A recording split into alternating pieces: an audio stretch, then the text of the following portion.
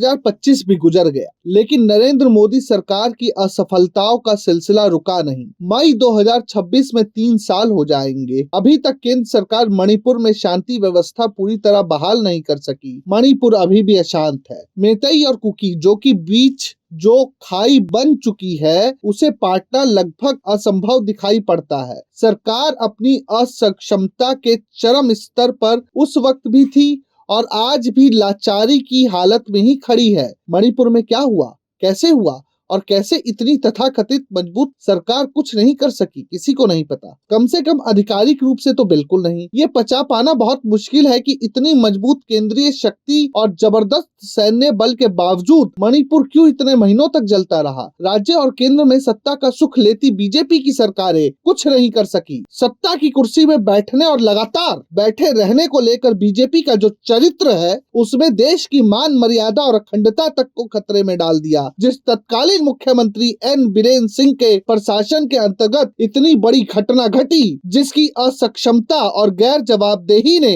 पूरे उत्तर पूर्व की स्थिरता को खतरे में डाल दिया, उसको 1 महीने के भीतर हटाकर दूसरा मुख्यमंत्री बनाना चाहिए था। लेकिन पता नहीं वो केंद्र में किस बड़े नेता का करीबी था कि उसे हटाया नहीं गया। 2 साल तक 24 महीनों तक मणिपुर के जलते रहने और अस्थिरता के रहने के बाद केंद्र सरकार को याद आया कि अब बीरेन सिंह को हटाना जरूरी है। फरवरी 2025 में उन्हें हटाकर राष्ट्रपति शासन लगाया गया और आज इंदौर को कोई भूल सकता है? कैसे? एक पत्रकार के पूछने पर इंदौर में हुई मार्मिक घटना पर सरकार के एक वरिष्ठ मंत्री ने कह दिया कि तुम घंटा हो के आए हो। इन गुरु घंटाल मंत्री को ये नहीं पता है कि आप भारत जैसे संवैधानिक देश में रह रहे हैं और आपका ये उत्तरदायित्व बनता है कि जनता के जवाबों का फैसला, जनता के जवाब, सवालों के जवाब आप संवेदनशीलता के साथ दे, ना कि ऐसी संवेदनहीन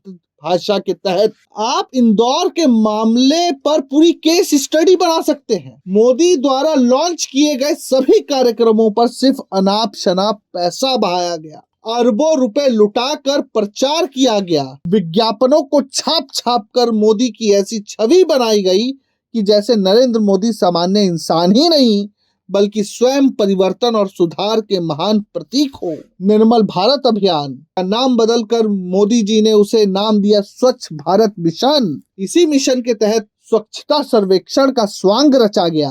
इसी स्वांग में लगातार पिछले 8 सालों से इंदौर पहले स्थान पर बना रहा। बार बार देश को ये बताया गया कि इंदौर इस देश का सबसे स्वच्छ शहर है। अगर ये सच था तो इस शहर में गंदा पानी पीने से 15 लोगों की मौत कैसे हो गई? लगातार देश पर कर्ज बढ़ रहा है। अस्पताल में नवजातों को चूहे कर कुतर दे रहे हैं, लेकिन सरकार की तरफ से संवेदनशील जवाब नहीं आ पा रहे। उल्टा पत्रकारों को डराया जा रहा है, धमकाया जा रहा है, FIR की जा रही है, विपक्ष के नेताओं को मिलने नहीं दिया जा रहा। ये कैसा नया विकसित होता भारत है? Bureau report, प्रजाहित।